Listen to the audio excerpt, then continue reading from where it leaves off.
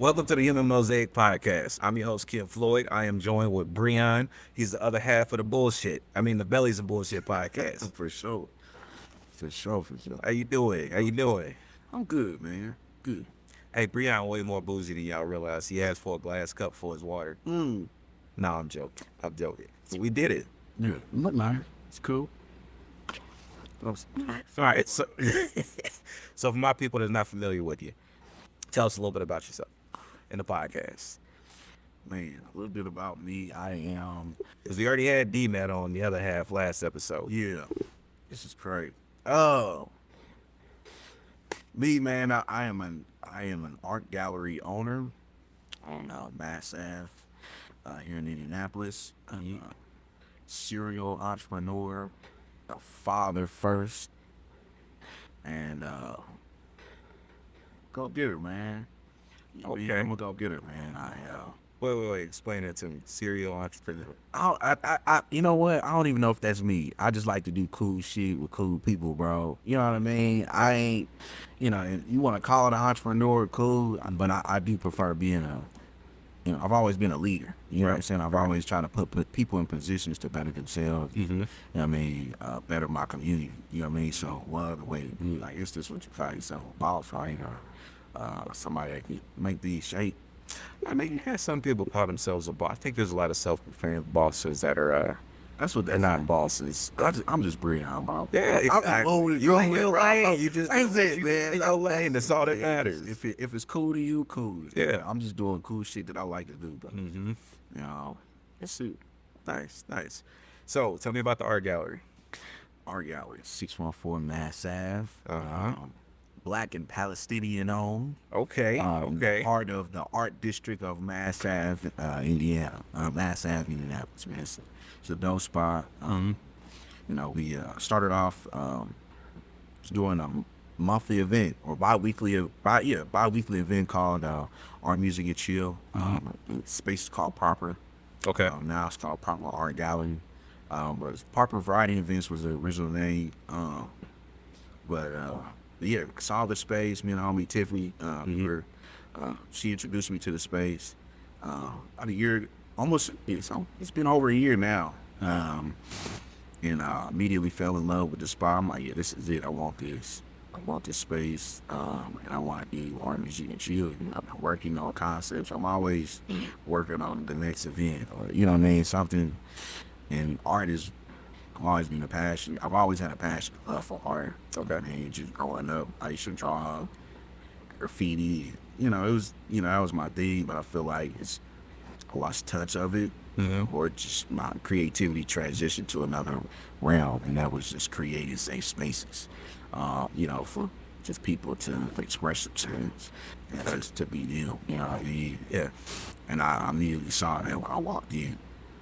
So, Art, Music, and Chill, like I said, it was a bi-weekly pop-up art gallery featuring different local artists in Indianapolis, giving them a platform to express themselves and then sell some art, you know what I mean, and get that, create an economic structure, you know what I mean, in a sense. Right. For long term, you know what I mean. And that's what we did, man. We generated about $15,000 our first year. 100% of that money went directly to the artists. That's nice. You know what I mean? So we had maybe about 20 shows last year. They were great. You know what I mean? We had a lot of shows, a lot of artists. I think Chase, that was Chase, previously Face. He had his first art show there, man. It was amazing. A few artists, man. So we just been cooking. Fitz was our very first artist that we used that we collaborated with for our very first Art, Music, and Chill. Yeah, Fitz, that's all. So what's the inspiration behind it as far as like the way you set this up to be? What this prompt? Like proper, because I've been in there and it's a vibe. Thank you. It's a vibe. It's kind of like that throwback, chill. Like, let's go back to when stuff was simple. Yeah. That would sound old as hell saying that, but it just have dancing on 40, dog. Yeah, it just feels like a good spot. Like everything about it, like the art that's displayed, the the vibe when you walk through the front door. It's like you walking into like your community, like meetup spot. Like, hey, good to see you. May see you in a minute. Yeah. It's like one of those spots. Like when you link up with your friends you ain't seen for a minute, but it's still the same thing no matter how long it's been in between. That's how it feels when you walk in. Yeah, and I like that. I like that because we've always wanted proper to be.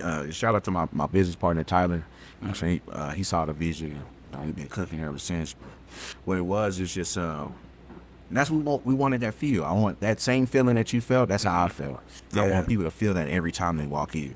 Right. You know what I mean? It's a neutral territory with a middle of mass sound, which is, you know, a little bit of everybody's on mass. You know what I mean? So we wanted to create a creative, inviting, safe space, and that's what the vibe. And I want to keep that going every time. So that's why we have flags from, you know, all different countries. A lot of the flags were donated in, you know. So you know, we just got a we got a Haitian flag here. But yeah, we got a bunch of flags, you know what I mean? So just to represent different cultures, you know, people that love like it. So fair enough, you know what I mean? And, and you walk in, bro, it's a vibe. Mocktails only. Hey, speaking of vibes, I was telling you about this. We talked a little bit last time. Yeah. Nostalgia. Yeah. Speaking of a vibe, hey, I want to shout out Nostalgia, line of fragrances. They're one of our sponsors. Yeah. This is the Etoile Noir. I talked to you a lot about this fragrance. A whole lot about this one.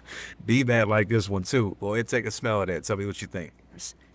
And they're great. 90% oil, man. Maybe a little bit higher. I might be off. Might be like 95. It's a masculine smell. Yeah, it's a very clean one. It's all oil, so you spray it one time. It's good all day. I'm gonna hit this for today. Yeah.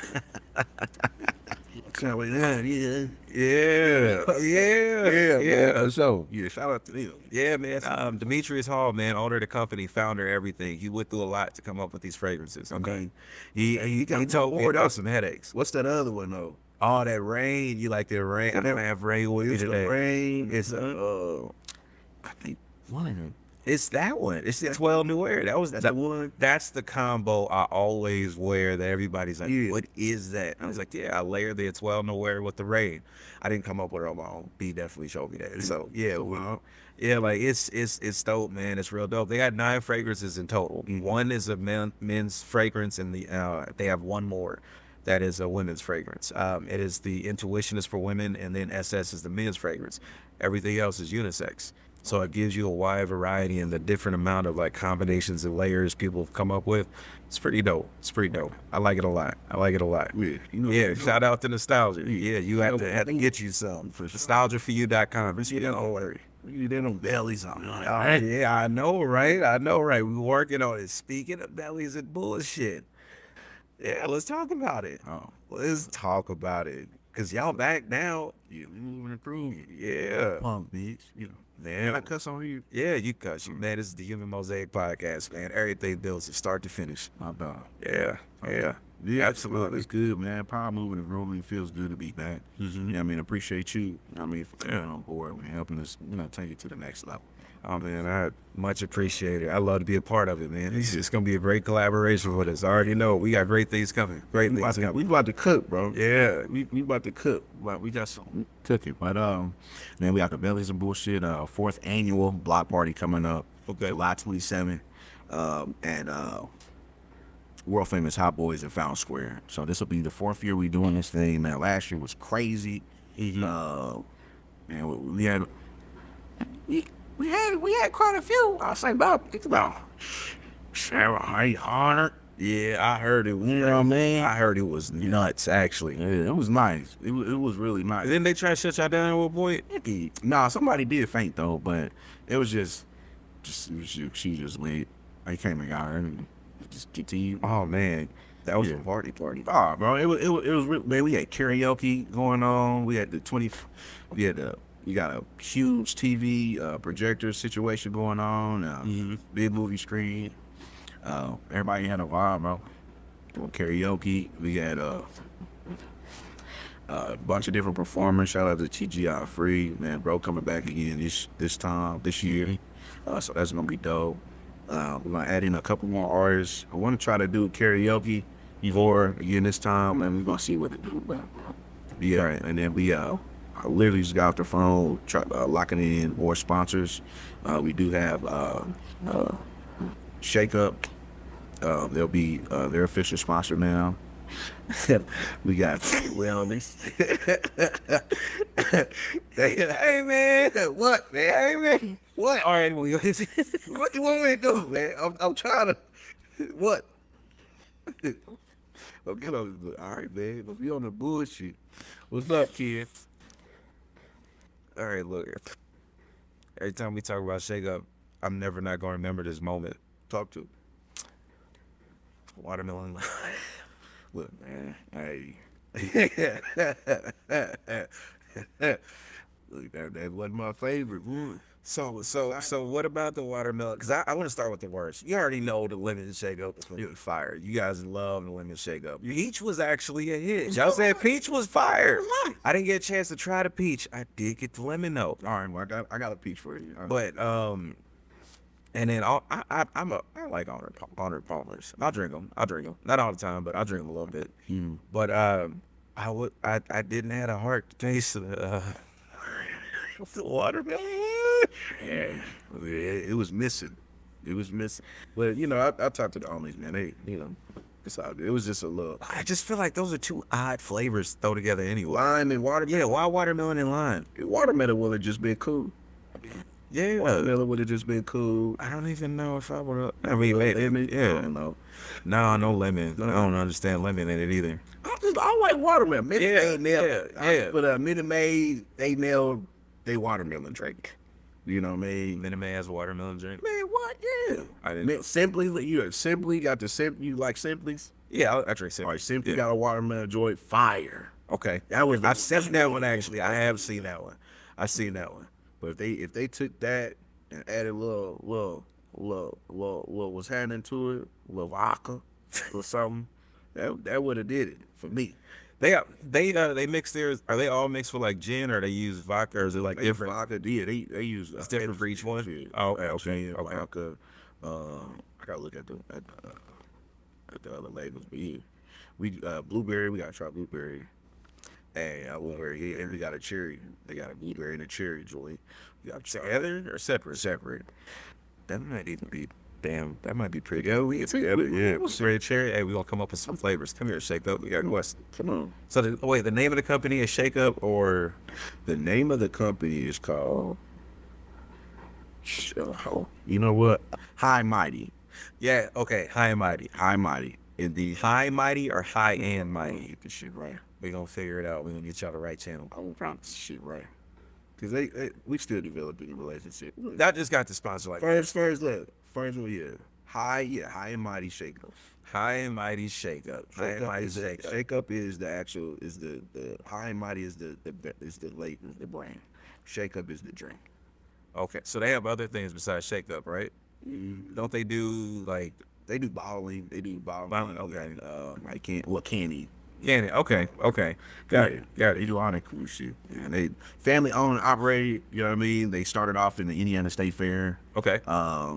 Doing like the lemon shake ups for real there, like cooking I think they did barbecue at one point. Really? Like I said, family owned and operated.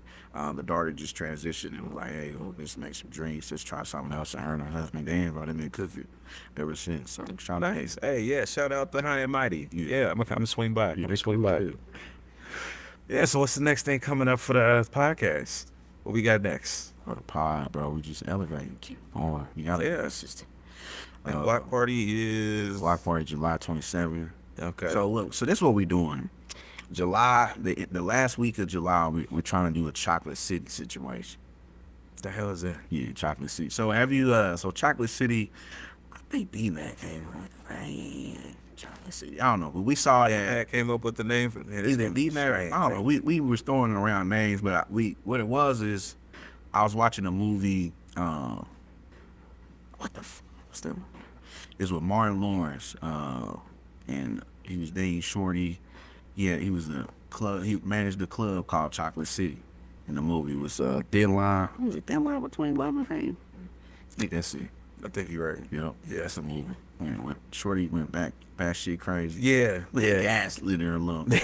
What he know? It was toxic as fuck. You know what I'm saying? He saw her as a challenge and got a rope deal. But it's a good movie, man. I need to check. Man, I feel like that's so common. It's so common seeing people, and it's on both sides. You got toxic women just like toxic men. Toxic, bitch. I, I- Look, I don't want to say like it's like that much, like that different, but bro, so I didn't deal with some toxic women, and I'm like, I can't even imagine how we as men can get worse than this. Like it's like some of this be oof, and not to say it's wrong. Like I know some guys that they so bad to this day we don't even associate no more. Yeah. 'Cause I can't even be around it. Cause like whatever you around, that's what you gonna be known as. I, Yeah. I think at some point people we have to grow individually, mentally, emotionally. A lot of the shit is poor communication. You know what I mean? It really comes down to people just not being just honest with each other. You know what I mean? It just expressing and say, hey, look, this is what I want. This is what I can and can't have. And people shouldn't feel How do you think they should go about expressing that? just how we talking right now. Bro, just talk. Everybody, People just want to text now. I can't get to know you just text. You know what I mean? I can't. People don't. It's like, have you ever seen a movie In Time with like Justin Timberlake.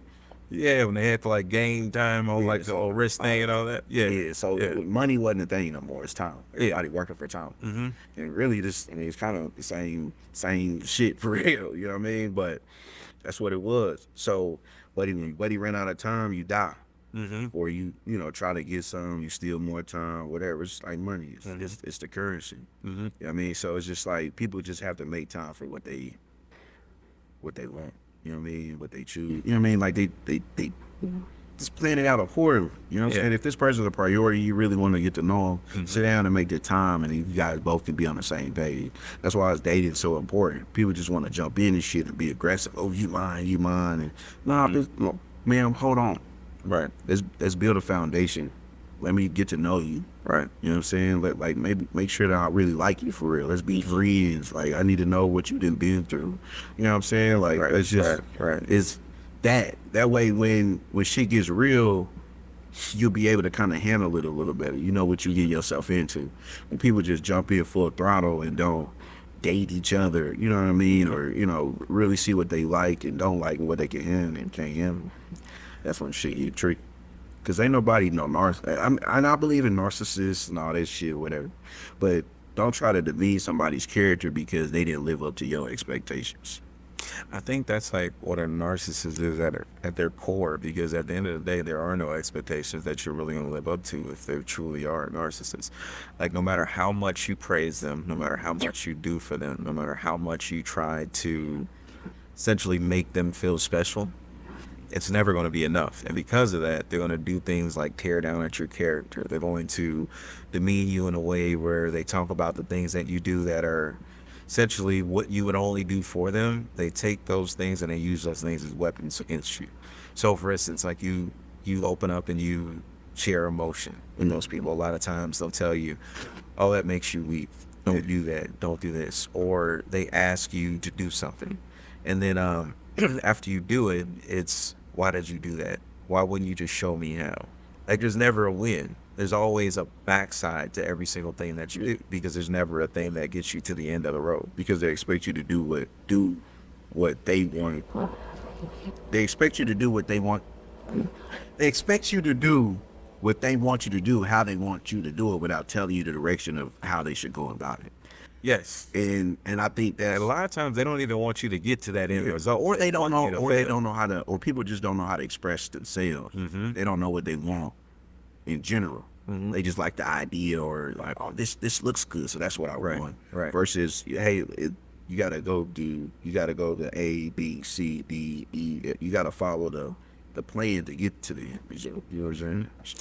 And those are those people that they want their destination over the journey. Everybody's not built for the journey, and that's the reason I think a lot of people end up in relationships that are not good relationships, because one or the two, if not both in some cases, they expect everything just to be everything the moment they get together. And they don't realize you have all these different adjustments that you have to make, as not only with yourself, but the other person. Like everyone has to make adjustments to now be able to live together as two people. And most people don't want to do that. Yeah, Because you got women that want to be married, but they don't want to be wives. No. And men that want to be married, but they don't want to be husbands. Exact same thing on both sides. And it just sucks when you get one or the other that wants that same thing and they don't know how to identify it because they were never taught that. Yeah, it'd be the blind leading the blind around this month. There's a whole lot of that. Yeah, you know what I mean? Versus just, and that's why I always suggest, like, people going, like, if dating or whatnot, like, look at counseling too. You know what I'm saying? Like, look at, like, couples counseling as you date. If y'all getting serious for real, you thinking about marrying this lady, start out going to couples counseling, because communication is going to save you. It'll save you every time. You know what I'm saying? Because it's, at the end of the day, it's you and that person against the world. And you got to continue to choose each other no matter what. You know what I mean? It ain't no, like... That's deep. You and that person against the world. Man, that's what marriage is. Because you got to, man, because you got to be able to look at that person and put everything that you have in that person. Knowing that it's a safe space. Yeah, you got to continue to choose each other, though. When you stop choosing, that's it. What happens in that situation? Like, how do you think? How does somebody go about dealing with that when they've created that safe space with the person, and then they realize, shit, this isn't a safe space? How do they get out of that? How do they get out of safe spaces? How does somebody that's been in a safe space before and now they're realizing that this space is no longer what I thought it was, and it really wasn't. It was just me living here thinking it was the same way, and now basically they're in a bad relationship. How do they go about starting that process and moving on? Because anybody can just say, okay, yeah, we're done, we're breaking up. But emotionally, you know, you got to evaluate the relationship. You got to want to see if you still want this mother or not. You know what I mean? Can you and this person still, is it whatever caused this friction or this for whatever cost us to get here? Whatever happened yesterday, the month there, everything happened before yesterday that got us here. Let's figure it out. Right. You know what I mean? See if it's worth saving, if it's salvageable. And if not, shit, you start slowly detaching. You have that conversation. You know what I mean? And you really just, you gotta talk, bro. Like, yeah. You know what I mean? You gotta talk. People don't like to talk. They don't. A lot of people don't like to talk. I've been in situations where I've had people that there was a problem. There was a clear problem. And they didn't want to talk about the problem. That's the problem. No talking about it. Then you're part of the problem at that point. If you can't effectively communicate your feelings, if you can't effectively, you know, if you can't do that, bro, you ain't gonna win at all. Yeah, like they turn into 8-year-old toddlers. Yeah, throwing temper tantrums and shit. Quiet, shut down. Yeah, that's because as soon as you shut down, it's it. Yeah, like I tell people, okay, if it's a situation like that and I'm considered the problem, and I really feel like I'm sorry, I'm too positive, bro. I'm just not the problem in a lot of situations that I may end up in. And I'll tell them, like, if I'm the problem, you're the reason. Like, there's like if it's ever a situation where it's like a person is acting that much out of character that is making you upset, but like it's one of those things where, okay, say for instance, you have, let's put this as an example. You and your significant other, whoever, y'all in an argument, right? And this argument is turning out to be an argument where you're fighting simply because what you have said was not understood. It goes back to the communication. Like, you say something completely taken out of proportion and it turns into an argument versus you trying to identify a problem that you're trying to find a solution for. And then it turns into this outrageous blow up and that person shuts down. They don't want to talk.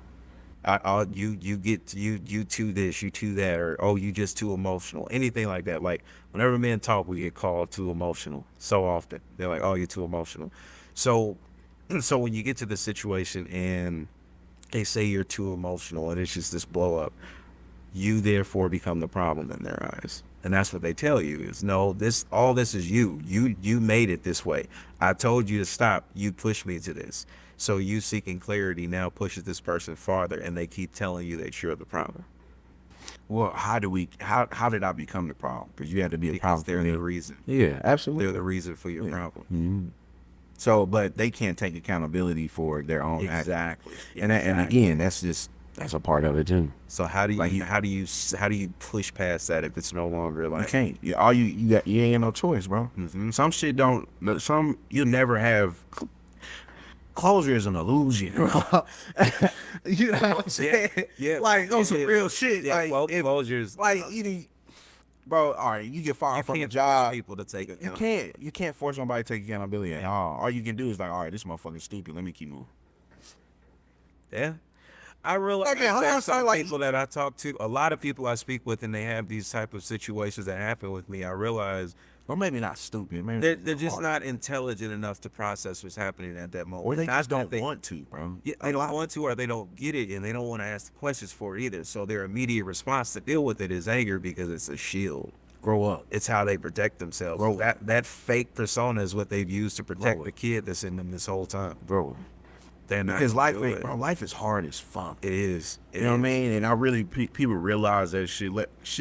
Like, life ain't rainbows, bro. I tell my kids that shit all the time. I say, man, everything that you do right now can affect you moving forward. My son about to be a freshman in high school, bro.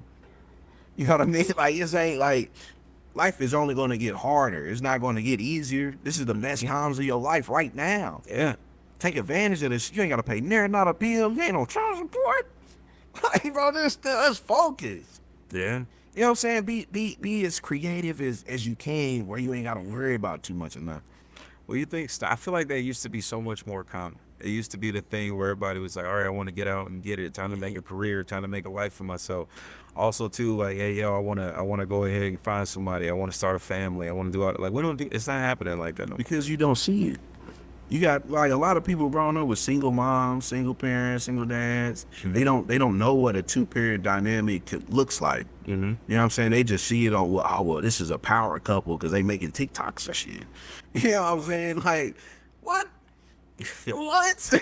This is their example of a healthy relationship because they making TikToks and shit. Man, listen, TikTok and Instagram and everything, it really works perceptions for a lot of people. Because, don't get me wrong, I think there's some excellent information available online. I think that there's a lot of people that put things out that, yeah, everyone should hear this because it pushes back to the dynamics that, quite frankly, society needs for us to grow. But there's a lot out there that pushes us in the exact opposite direction. And there's so many people that follow that as law. And they see these, like, for instance, these girls that go out and they go on vacation, they take 10 different outfits so they can go ahead and have content for like a whole month. They going out there and they creating, oh yeah, I was in Aruba for this month. Oh, I went back again this month. Oh, look back at such and such. It's all from the same damn Airbnb that y'all was at for 1 week, 2 weeks. And people see that and they're like, yeah, this is what life is. And I feel like that's also why there's so much stress on the younger dating generation, because they feel if they don't meet these certain criterias, they can't get the girl or they can't get the guy or whatever the case may be. I talk a lot about paying to play. You got to pay to play. That's, yeah, the man is getting wild now. Paying to play is totally different now. But because it's the things you got to pay to play for now, it shouldn't be that way. At all. No. Like, at all. It should. And I think, and unfortunately, that's, people worship money more than they worship God. Mm-hmm. You know what I mean? And that's to me, Say that again? people worship money more than they worship God. I just wanted to say it for a second. Yeah, I'm saying I heard. Like, that's really what it come down to. Them motherfuckers will chase a dollar before they chase they dignity. You know what I mean? Morals are not Morals- number one in a lot of priority lists now today. Morals, understanding, it just none of it. Mm-hmm. You know what I mean? So it's just, all we can do is continue cooking, bro. Keep moving forward. You know what I mean? I got like it says it's only temporary. Mm. You know what I mean? Don't stress over things you can't change. Just life is temporary. You know what I mean? It's just, that's it, bro. It's only temporary. Like everything that you're going through, this little battle, this spikes that you be having with these people, as long as you can communicate with your partner, whoever you're dealing with, bro, it's only temporary. Y'all get through it. Or I gotta want to get through it. Right. It's like you want to make $1 million, and then you can do it, bro. You just gotta put the effort in. Yeah. You know what I'm saying? No, ain't nothing that's gonna drop into your lap. Ain't no white man about to come save your stupid ass. Like, ain't none of this shit about to happen. White man, black man, I don't give a fuck about colors and shit. But I'm just saying, ain't nobody come to save your goofy ass, bro. You gotta do the work. You gotta put the work. You gotta keep going. Mm-hmm. Keep going, bro. You can't stop. Yeah. I don't give a fuck about these females, these niggas, anybody that's in your way. Keep going, because they don't give a fuck about you regardless. The country don't give a fuck. They just bombing motherfuckers be bombing motherfuckers. You know, like all kind of shit, bro. This world that we live in is fucked, bro. And the sooner people realize that we need to come together as a whole, as a unit, families need to come together. There's like even if you're not with your baby mama, baby daddy, any of that shit, y'all still gotta come together for the betterment of them kids. And people have to learn to trust each other, because at one point y'all did at one point. So how the fuck do we get here, dog?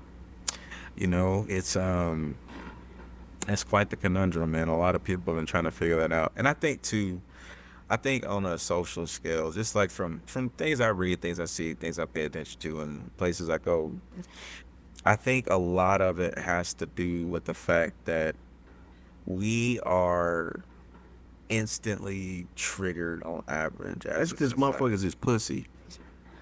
As society, motherfuckers is pussy, bro. Grow the fuck up. It's so damn sensitive. And that's the thing. It's like, what the things that are triggering people. What is the immediate? You're triggered. Oh, triggered. I'm triggered. I'm hurt. Oh, it's me. Why, man? Shut the fuck up. It's all emotion. It is. Like, none of them emotions is getting shit done. Exactly. So that's what I'm saying. Most of the things that we're seeing that are like that people are getting triggered by, it's all emotionally driven. Yeah, motherfuckers need to chill. And there's no immediate effect. And it's not. And you what the fuck? What you mad at?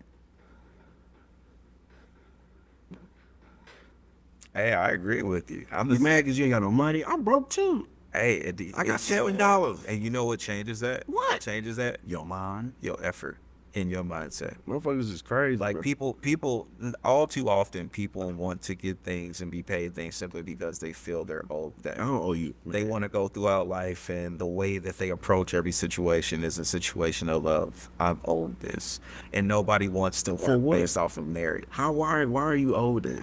Because that's the way we've been raised. That's the way they've grown. That's the whole way. Because you went through life. Yes, that's this because. But you got to think about it. It's so much deeper than that. It's so much deeper than that. Think about how many of those same people. And I was one of them same ones. I was the same one that grew up where, hey, yo, because of this, it's supposed to be hard for me. Like, I was that same one that grew up that way. And that was something that I had to shape. Like, it was one of the things you start to carry it over into everything. Like, oh, you didn't get that job. Oh, you didn't get that job because you're this. And they wanted this instead. So, like, that was like young me, like, but it's certain negative. And I say that because, like, I look at where I'm at now, and I look at what I've accomplished and what I'm still growing and still trying to accomplish. And I ain't get any of this because it was a handout. I got it because the people that I deal with look at me and what I do, and they know what I'm worth to. Like, it's all off of merit. Like, anybody could have filmed y'all podcast. I can go talk to anybody on podcast. But you and D-Matt chose me to do it because it was something more there. Because we work in so many other directions. Because we pushing for something bigger to happen. So it's about what everybody brings to the table. Not just about, can this person operate a camera? Because you can put anybody in front of it and say, okay, it's a podcast. Here, record. We need set camera angles. And then after that, we'll figure everything else out. But you need vision. You need someone you can't do it all. You like, great leaders put people in positions to do the things that they know they quite frankly either can't or just don't want to do, because there's someone that is equipped to handle every single last thing at another level. And that's where merit base comes in. Everything has to be done based off of merit. It's the only way to really have a thriving society. You say merit, break it down. So merit is, what do you have to offer, and how valuable is that as a contribution to society? So not time or anything like that. No, time and all that comes in. That comes into everything as a whole. So, for instance, if you say, hey, I got this idea, or and we want to be able to make this video, I want it to look a certain way, and I want it to capture an audience and touch on these emotions right here, right? So you need someone that's not only a video creator, but you need a director. You need someone that's going to be able to come up with the story. Yeah. You need someone that's going to be able to articulate all that. Say, for instance, your best friend, like, filmed some videos or whatever with his iPhone. Like, he just filmed, like, recaps or whatnot. Is he going to be able to execute that if that's not something that he does on a regular basis? Yeah, that's why that's like, if I only ask certain people to take the pictures. Like, I know I can never ask D-Man to take my picture because they never come out. That would be fun. Never comes We out. should do that on one. We should have to get mad through a photo shoot. I never, when D-Man, hey, bro, take my picture. I'm getting angles, bro. I'm putting effort in, right? I give my phone to buddy. Here, man. That's it. Because all D-Man want to do is be the talent. Yeah, okay. That ain't even it. But it's just about it's just you. Everybody has a role. Yeah. You know what I'm saying? With everything, everybody has a position that you have to play. Right. And like you said, when you're a good leader, bro, you know how to delegate correctly. Yeah.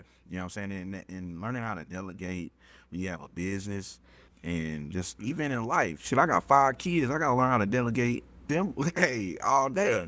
You know what I'm saying? And diffuse situations or whatever. It's constant. You know what I mean? So yeah, just putting the right people in the right positions every time. Like that's what's key. I think that's because a well-oiled machine, they all gotta have operators. You need a maintenance man. You need somebody to build it. You know what I mean?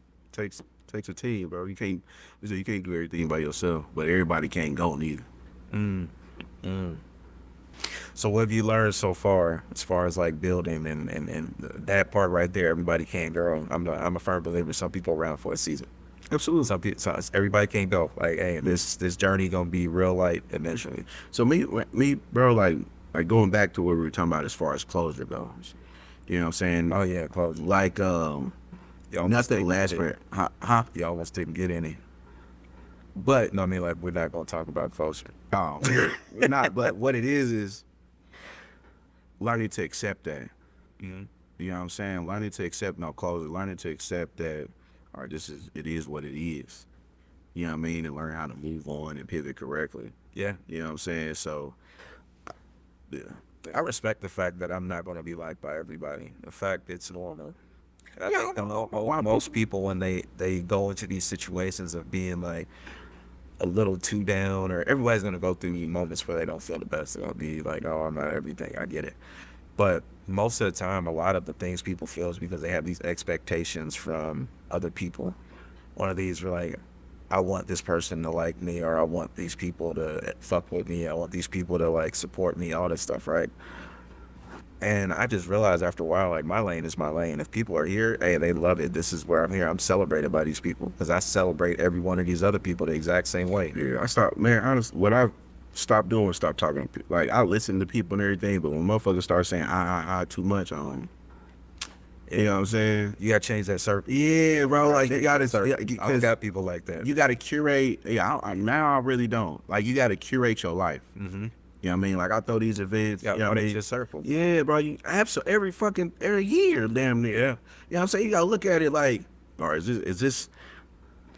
Bro, I still have the same friends I've had since 8th grade. That's awesome. I got like 2 of them. Look at I look at how other people treat other people too. You know what I'm saying? Like, you gotta look at that, because if you like, it's people out, or chicks I've seen, like, they got new batches of friends all the goddamn time. What does that mean?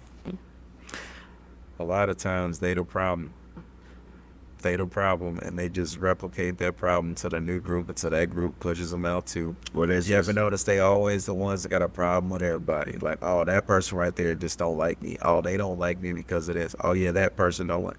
Why so many people don't like you? I don't know, man. Like, that person is typically the center of the problem. I just go live in that by yourself. And yeah, bro, like, peace is all I give a fuck about. Like, I did, bro. I've been bro, I've done a lot. Like, in my 35 years of this living on this earth, bro. You know what I'm saying? I've made a lot of mistakes, but I've also learned from every last one of them motherfuckers. Same. And exact same. you know what I'm saying? So it's like, bro, I'm at peace with a lot of it. You know what I mean? I don't let people. My mother always taught me, don't let nobody drive your emotional bus. You know what I'm saying? I learned that shit as a kid. You know what I mean? And then just growing up, bro, I just gotta be cool all the time. When I get frustrated, That's awesome. She was teaching you how to manage your emotions the right way. Way back then. Bro, you can't, bro. Like, and you see it when adults, when grown. Why are you grown as hell fighting in clubs and shit? Why you grown as hell just doing the apps? You don't have, like, at one point you should just stop doing that shit. I understand people may have you fucked up and you gotta address motherfuckers accordingly. But what's the next size of the beginning of that fight? What is it? You look crazy. Boy. And then here's the thing. It's like these are all people that graduated high school and they aged in place. They're the same damn age mentally that they was in high school. They just old now. And like they be sitting there like, and the people that egg them on are like, oh yeah, hey, yeah, you whoop that, like all that. It's like, what do you get out of that? Like grown men, I think that like watching women fight, like they watch these fight videos. That shit's weird. You know, That's just weird. but propaganda sells. Propaganda sells. Excite like trauma sells, bro. Okay. Like that like you gotta look at social media. What trends every time? Fights. But if you say something about it, you're not in tune with the culture. You not come. Man, I need to wake up, bro. And the culture is what needs to change. It's But the culture. but we are the culture, but we don't own them. That's another story. You know what I'm saying? Like we gonna dive into that. Like that's why it's Boy. like Hey, this is the human mosaic, fuck baby. with it. We dive as deep as we can. like people say like, oh, this, you know, my platform, right? You know, oh shit, that's TikTok platform, it's Instagram platform, it's Facebook platform. Where's that? Motherfuckers that really making it make sense, bro, is the people that are the content creators. You know what I'm saying? The people that's pushing the narrative. Fox 59, that's a like not Fox 59, but Fox itself, CNN. These are distribution of news. Like them is like They're owned by the same family too. ain't that crazy? Because they create the narrative for both sides. Ain't that crazy, bro? You know what I'm saying? So they selling like politics, like everything. Like it's just if you don't own the content. Like when I worked at Comcast, and this was years ago, I was working at the college, and during that time, that was when Xfinity, Comcast was transitioning to Xfinity. And Disney, they were talking about either merging or somebody was like, I think Comcast was trying to buy Disney or whatever. Okay. You know what I mean? But during that time, I was like, I started paying attention. I'm like, what the fuck? Like, what are they buying? These huge companies. You know what I mean? And I realized that Comcast, the end goal is content. The end goal is on it. That's why when people be selling in catalogs of music, that should be gone because it's content. Music, that's Right. That's where TV shows, they can always drop it when they want to, drop out new merch, whatever. You know what I'm saying? Because history repeats itself. It's all cycle. You know what I'm saying? Motherfuckers were wearing bell bottoms 30 years ago, and they're wearing. I seen a nigga with bell bottoms yesterday. You know what I'm saying? So just history just keeps competing. You know, repeat. If you own the content, you'd be rich forever, wealthy forever. That's why so many people, like in the music game, for instance, it's all about buying the masters. If you own the masters, it's set. It's set. That's why Sony was so mad at Michael. He owned all his masters. He basically owned like 56% of Sony. Yeah, but you see, and wasn't nobody putting out as much music as him as he was, and Mike knew the game. You know what I'm saying? He's like, all right, look, I'm all right. If they doing this to me, they doing this to other people. Let me set my niggas up. Let me get them all together. Let's do. You know what I mean? Like, motherfuckers got that one. Ain't nobody come to save you, like we said in the beginning. So that's tough. Yeah, I couldn't, man. I don't like a lot of pain. So last year, man, I had to take care of my mom. I ended up having to be like her aide, for real. I moved back home, helped take care of my mom. After her transition, she had a hip surgery. She had like two, 3 surgeries. But just to see people going through that much pain, had no mama been in pain. She had an artificial hip. She jumped out of a 3-story building. She was like 20 something. Broke her. She had a collapse lung. Bro, what the hell she jump out a 3-story building for? A lot going on. It was like a shootout. It was a lot of game. It wasn't. It was a lot. It was. You ain't even got to go into detail. Yeah, I get it. I was just like, damn. Mama had to jump. Mama had to jump. But this is before I was born. Yeah, she had to jump, and she broke her hip. She had to get a hip replacement. I don't know. See. But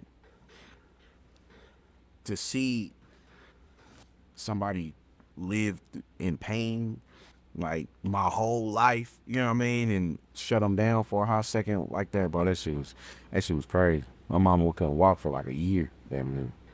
You know what I mean? So just transitioning, getting her back up and moving, you know, skills and stuff going, bro. Like I just saw a lot. Yeah. You know what I mean? I appreciate my mother and everything she did. You know what I mean? Through this time. In the midst of that, she's, you know, she has a HOPE team. You know what I mean? It stands for Helping Others Prosper Economically.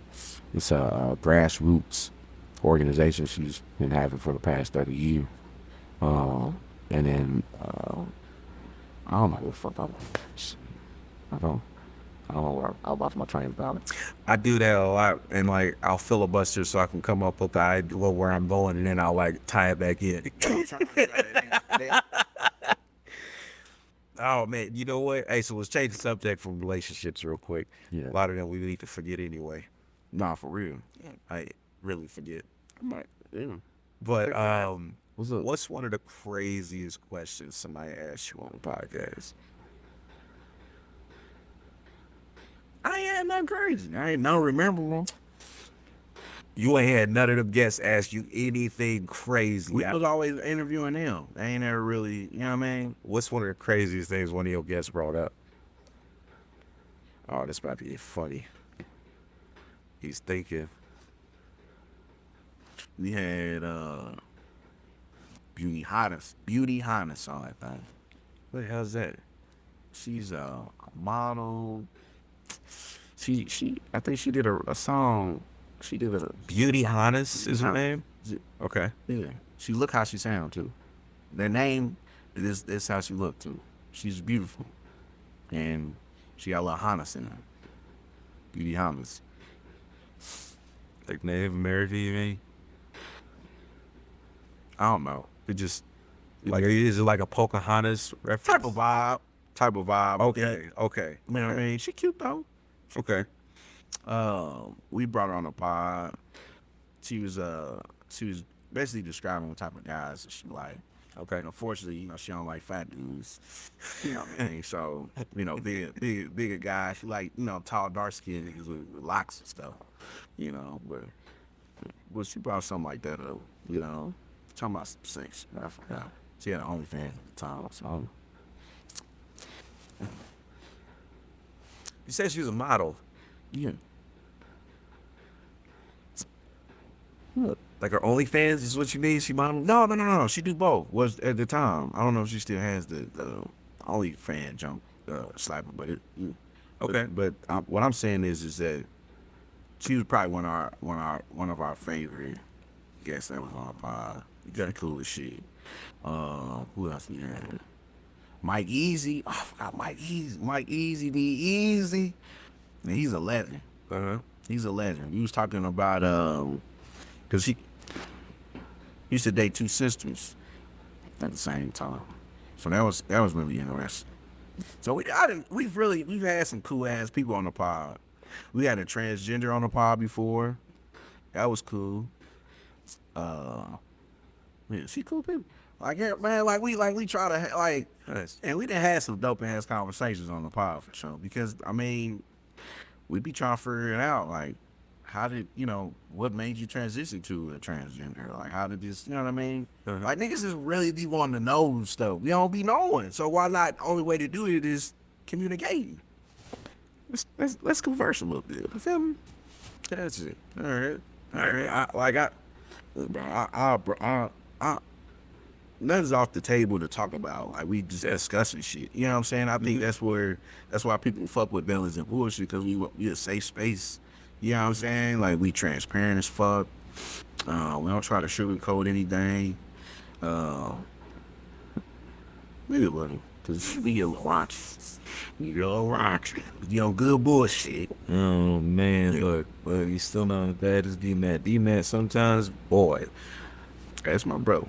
Oh yeah. I'm gonna stick beside him. Oh, we got no choice. We in it now. He's the supervisor of the shit show, and we right here for it. I ain't got nothing. My dog. Oh yeah. Absolutely. Why do you pod? Why do I pod?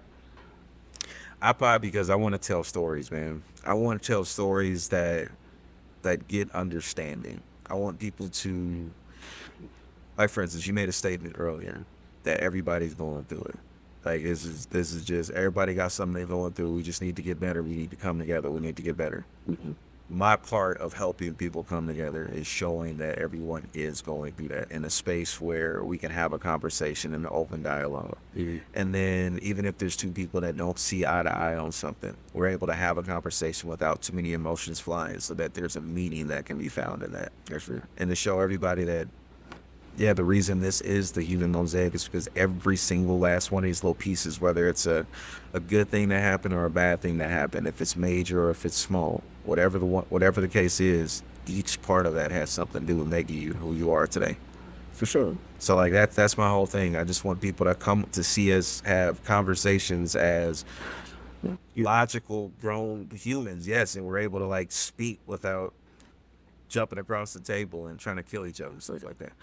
That's real. I just want to put inspiration. Like same reason why I mentor children and everything else, man. I want to put positivity out, and I want to show people that you can get through it. Whatever it is you're going through, you get through it. Sure. It's just gonna take a shift in your life. That sometimes people make it, and unfortunately, some people don't want to make the shift, and that's why they won't do it. But if they see it, the influence is always there. And if they see it, they realize it's only temporary. Yeah. Get there. Yeah, because you pull up a lot of people that knew me from when I was younger. They'll tell you I was not the same person. I was not. That's good though. I think not. People are afraid to change, and I think as humans we forget that we evolve. Yes, Like we're constantly evolved.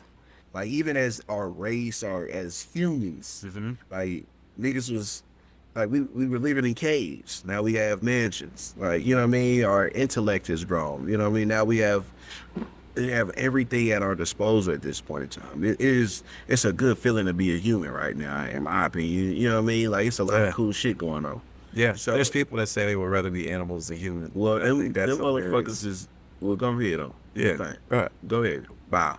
Go ahead. Like, how could you be an intelligent species and then say I want to go now to be less intelligent? Doesn't make sense.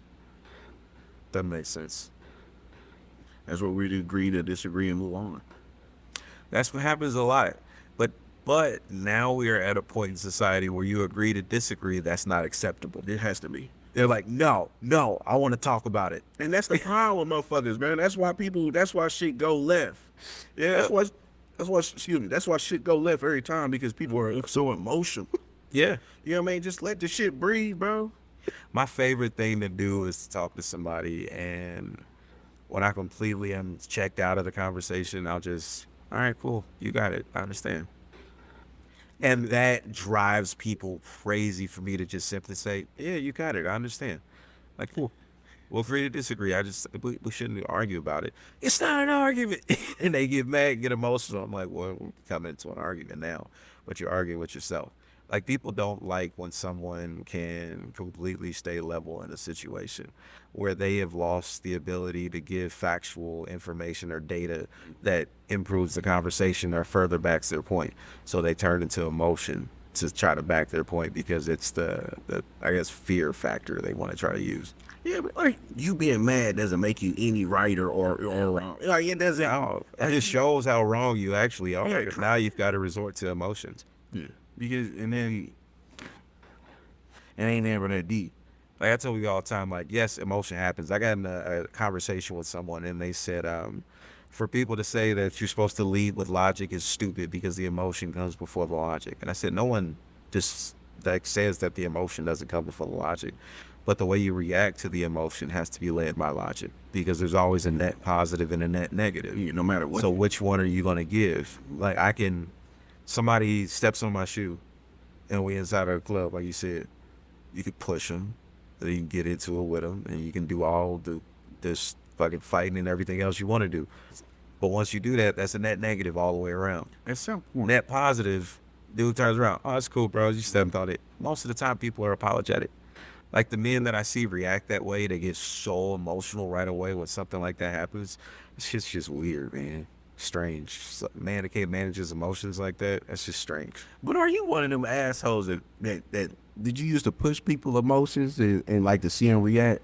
Only if they did it to me, and I finally was like, all right, you don't keep doing this, then I would just fail a couple of snarky remarks. I can see that. I can see that, kid. I can see Everybody don't get it. I get it. That's why I'm asking. Like, Yeah. yeah, kid, I can see like you could be an asshole. Cause I get like literally I'm never an asshole to anybody unless they brought that out. Because like I said, anybody that asks you about me, no, he go above and beyond for everybody that's in his circle. But if you go out of your way to completely keep trying to disrespect, and it's not like a one time you do a thing, unless it's super egregious. Like I had this one dude.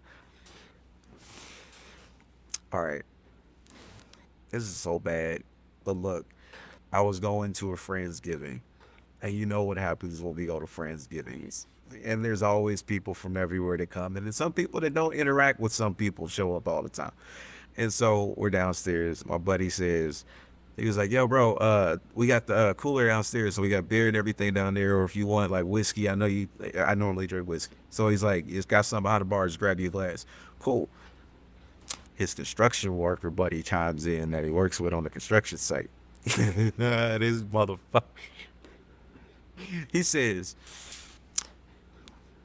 this shit was so fucking hilarious because if it had been one of my guys making the jokes, we make stupid ass little jokes like this all the time with each other. But this dude right here, I don't know him. I've never met him a day in my life. And he really thought this was cool. He goes, yeah, man, we got Kool-Aid out back too. Another cooler if you want some Kool-Aid. And I was like, I don't even drink Kool-Aid. I'm sure you and your sister do when you're done. And I just smiled and walked away. I did. It was very quick. Immediately, the moment he said it, and everybody in there was like, Be on your toes, but yeah. and I'm like, no, like that was completely uncalled for, bro. Kool-Aid jokes, really? It's 2025. We still making Kool-Aid jokes about black people. Come on. Like that was just an ignorant ass statement. So it's like, okay, cool. I'll make a little slight joke at you too because it's innocent. And if you get mad and react to it, that's you. You're not managing your emotions. But I'm gonna stay just like this. You gonna hate me the whole time. But you don't think that you can say some smart ass shit and still be the problem? Yeah, absolutely. But it was warranted. Absolutely. In that. I absolutely think that I pushed the problem. I definitely pushed it on purpose. No, I pushed it on purpose. But typically, it's one of those situations where, like, if somebody does that, I'm the first person that, all right, go and I'll just keep it moving. And then they keep doing it, and I'm like, all right, you got like two more. I'm gonna let one more go. Like I'm in my head internalizing this whole time. I'm like, I'm here peaceful. I don't mess with nobody. I'm just here doing my thing. Everybody know me, so we all good. But no, once it gets to a point where somebody does it, like, yeah, sometimes you do gotta justify being an asshole to somebody. For sure. Especially with somebody you ain't even know. Don't play with me. Yeah, it was just an ignorant comment. It was an Don't ignorant play comment. with me like And it doesn't happen often, but I'm saying like sometimes you have those situations that happen, and then you do it. It takes, I mean, hey, you got to do what you got to do. He said, I feel like you could be an asshole if you want. All my friends say the same shit too. They be like, man, you never know when it's coming, but when it happens, it always catches everybody off guard because they're like, oh shit, he normally ain't never this angry with nobody. And my angry is different. Like, I don't get angry and just like, for me to lash out, I mean, it has to be like the utmost, like somebody to put their hands on me type disrespect, like push me, like hit me, something like that's different. 'Cause at that point you're defending yourself. But it take a lot to get me to that point. I'm gonna have you right there screaming and mad and having everybody holding you back before I'm acting like that. Because typically if someone's geared like me and they know how to manage, we ain't even gonna get to this point where we having arguments anyway. Because we both like, why the hell will we even do that? Like, bro, cool, I'm cool. If we don't know each other, cool. We just don't know each other. Yeah. But yeah, no, I'm a firm believer of giving back everybody all positivity, and then after, or if it ever gets to that situation, you got to give them back what they gave you, like times 10. Yeah, like if you felt the need to bring that to me, I'm obligated at some point once you cross a certain line to go ahead and give you everything that you gave me back. Let the pet games begin. Yeah, we'll be politely petty. Yeah, my buddy, he'll like, yo, hey, PP time. I'm like, oh, that's funny. Politely petty. That's what we'll do. Because at the end of the day, it's all about managing emotions. My character, what people see me as, and the way I'm viewed in public, that's like everything for me. Like I don't want to be remembered as anything but great. Like that's it. I go above and beyond for people because I want that done for me. I'm nice to people because I want to receive kindness back. I do good things for people because I hope to receive that back in the universe from the universe in some kind of way. That's why when I go out for stuff and I'm like looking for jobs or looking for content, clients, whatever the case, if it comes to me, that's because it was meant to come to me at that time. If it doesn't, it's not my time for it. Just like with this, like when we started doing the podcast stuff together, we could have did this years ago, but we didn't because it wasn't time. Yeah, everything happens for a reason. Yeah, like when it's your lane, everything in that lane is destined for you. You're just waiting for it to all come down. You just got to make the preparations and build yourself in the right way beforehand. Proper preparation prevents poor performance. Oh, I like that. Proper preparation prevents poor performance. That's a tongue twister too. Yeah, I like that. yeah, bro. Because it's if you know, that's why you always got to know where you're going in life. Mm-hmm. You know what I mean? We too old to not know who we are now. We too old to not know what's our triggers, right? We too old to not know where we want career, why, if we want a family, we want, like, why the fuck you still figuring that shit out? Like, that's them in the Yes. That's why they tell people all the time you're supposed to be planning this stuff out when you're in your early 20s and stuff. You got people now like you got people now that's like, oh, okay, yeah, I want to settle down now and I want to go ahead and start a family. It's like, bro, you didn't let almost every eligible woman around you go past because they all older with families and everything now. Now you want to start a family? Like, yeah, you got slim pickings, or you got adversely and on top of that, he already got kids by multiple people. It's like, no, don't nobody want to start nothing with you because you are obviously a problem, or you obviously just didn't sit there and try to do stuff the right way starting off. And vice versa, you got these women. You got women that's running around, hey, you're not this, you're not that. I got standards, I got this. You got them kids, but I'm not at the standard. Like, come on, it's a lot of delusion. Right? it's a lot of delusion. Like, how did you, with all that useness right there, end up placing yourself on this pedestal up here? When somebody that has way less baggage than you and is going to be way less of a headache than you wants the exact same position. You can't be mad at personal preference. And that was No, not personal preference. I'm talking like somebody that feels like they are at that upper Oh, yeah. like what you should be looking for, but they have everything coming along with them that's like, no, this puts you different. Like example, if you're a woman, you're a single woman, no children, you're looking for a man that you want to start your life with, are you more likely, or is it more beneficial for you to say, I want to go after that eligible bachelor right there that's single, ain't got no kids, ain't got no problems, ain't got nobody I got to worry about, that has a good career going and everything? Is she better off going with that person or the person that has been through all kind of stuff? Because not to say both of them have been through all kind of stuff, but this one's been through a little bit more. This one's got kids by a couple women. This one right here has got all kind of... What's the logical choice for that woman as far as her best plan to be able to have a good head start or have a good start in life in a relationship? shit, man. Oh, and she ain't got no kids, nothing. She ain't got nothing. She just a woman that got her stuff together and was like, I want a man to be in a relationship with. I want a husband. I want to be a wife. I want to raise a family. Is she better off going with someone that has all that already going on? Not saying they're married, but has like the kids, the baby mamas and everything else, or is she better off going with the person that has nothing? Just a good career. He has a good career, and he wants a relationship too. Obviously, I will. And this is feelings aside. Like, we got no personal preferences. Just logically, Yeah. should she start with somebody that has, say, like 3-4 kids, or should she start with somebody that has like none? I mean, I would tell her if she was my daughter, I would definitely tell her to focus on somebody that doesn't have a whole lot, Right. a whole lot of extra. Right. I mean, but however, we gotta look at the times that we in. We gotta look at my child's mental capacity, what they can and can't handle. Right. You know what I mean? Like, that's not at this point. This is her life. You know what I mean? Yeah. Like, so if when they're grown, you know what I mean? Yeah, but I'm So- just saying, when you push them to like when you're pushing them to like help them make a choice, like logically, the choice would be to say, no, you go for the man that doesn't have the children because you don't have all the other stuff that you're now getting into. Yeah, but Because it now also you've comes got down two to other the mental. families. It also comes down to the mental and the situation that this man can provide, the life that Right. he want to. Right. You know what But I'm saying? is she going to be able to just have that man? It depends on the man too. Like you think, it depends on the man. You can have a man that don't have nothing. He got a good job.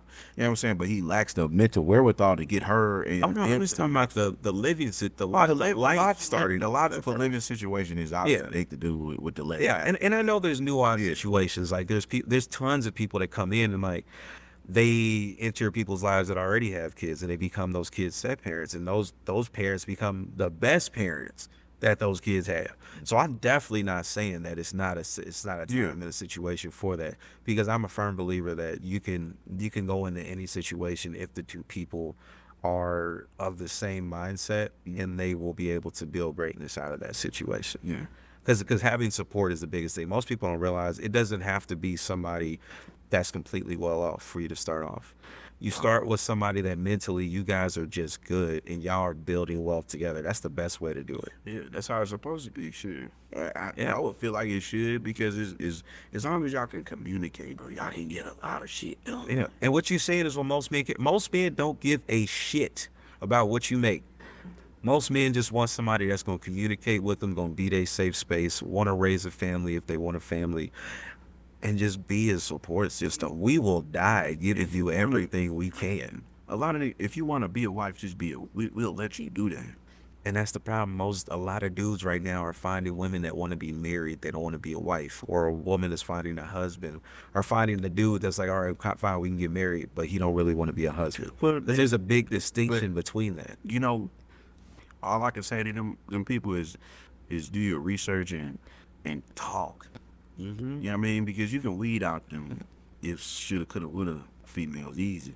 Not everybody. A lot of people. I think a lot of that has to do with this is what they saw. This is what they witnessed. This is what their experience was. They had parents where the parents were toxic as hell. You just then 9 times 10 them people, as they would want better for themselves.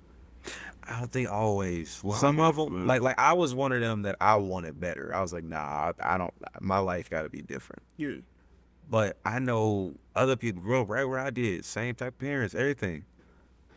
They vile human beings, man. They're terrible people, and it's like they basically just became like the next version of their parents. Like they took they nastiness and pettiness and like lack thereof and just doubled down on it. Became even worse. And I say that because not everybody. I don't think a lot of people end up changing and becoming what you said as far as the better one, because too often society doesn't hold them accountable for what their actions are. But you gotta hold yourself accountable. Fuck society. You know what I'm saying? You do. But society promotes it. Like that's what I'm saying. Like think about like when we was growing up, when we was younger. Think about all the stupid stuff we did, and how everybody around us. This is all what we did. It's what we did. It was just it. And that's what I mean about society promotes it. What? And it took us finally getting to a point where we interacted with something different. It would cause us to want something different.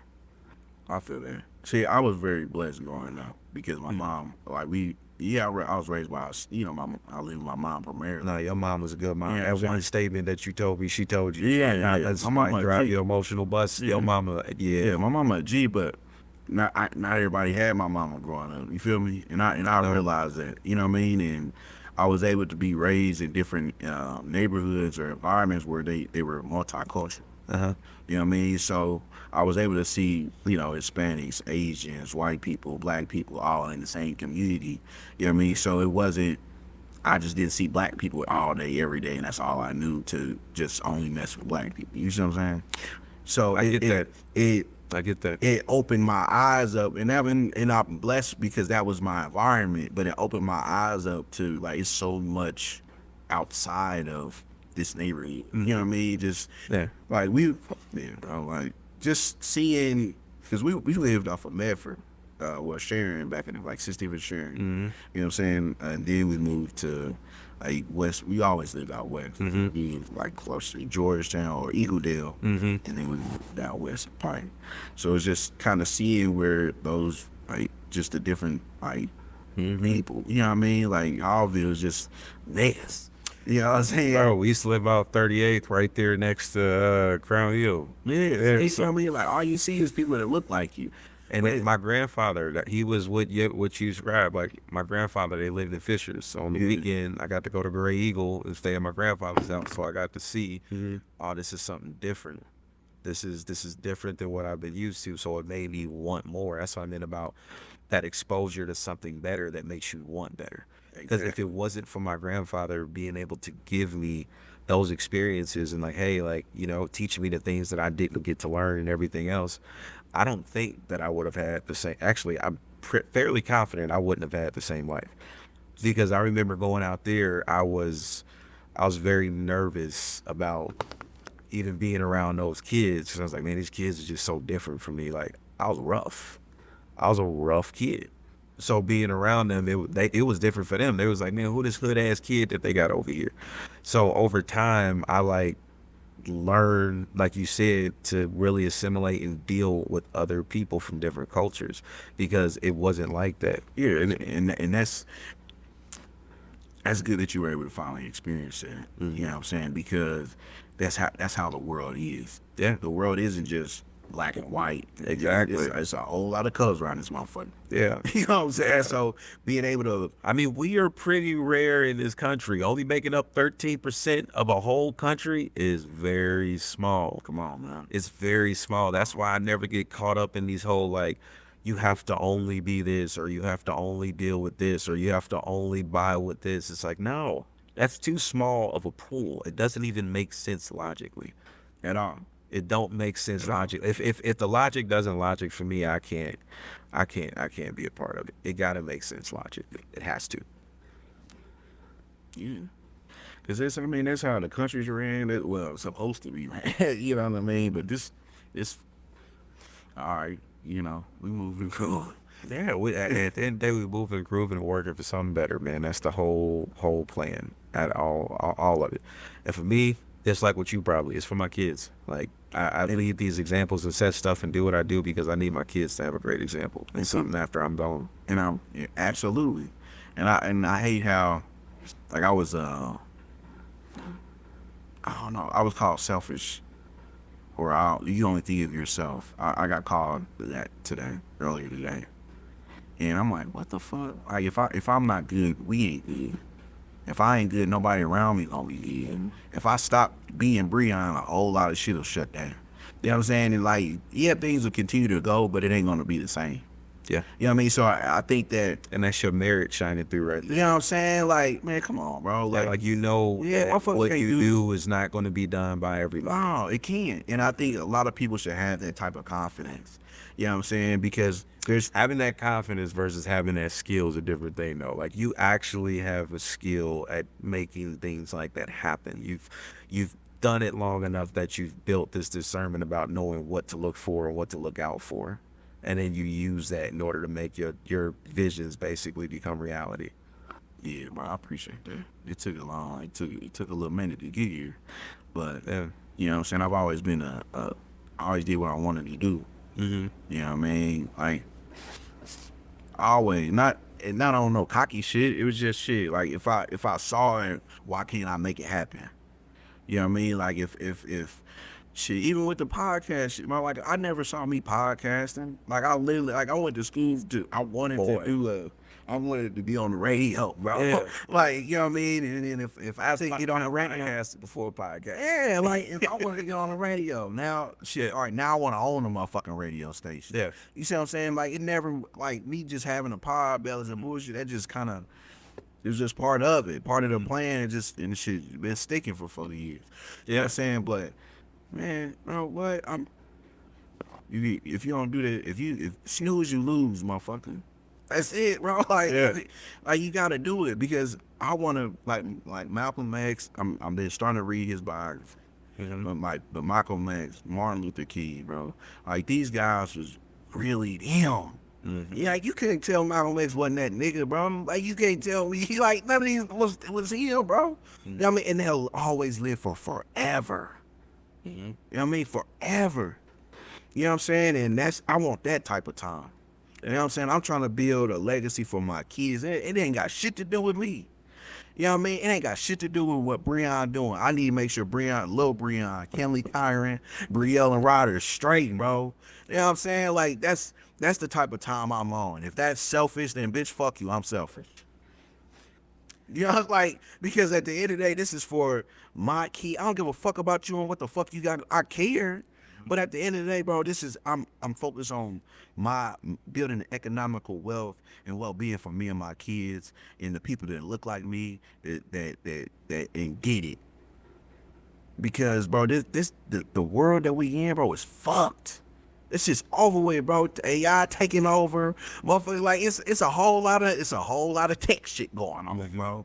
You know what I mean? And if you snooze, you lose, bro. Like, you gotta be with it. See, realizing AI is a tool, realizing Facebook is a tool, realizing TikToks, these are fucking tools. These are not lifestyles, bro. They're tools. And if you believe in these platforms like this is the end all to be all, and this is what it is, bro, then you already lost. Like, that makes your shit real. You know what I'm saying? Like, pay attention. Like, downloading information, that's reading. That's learning, that's knowledge. Yeah. Right? When you have a glitch, when you can't articulate something, is because that's your mind and that's your body telling you there's something going on. You know what I'm saying? So you got to be in tune with yourself to be able to be an impact to others. And a lot of motherfuckers don't even know who the fuck they are when they look in the mirror.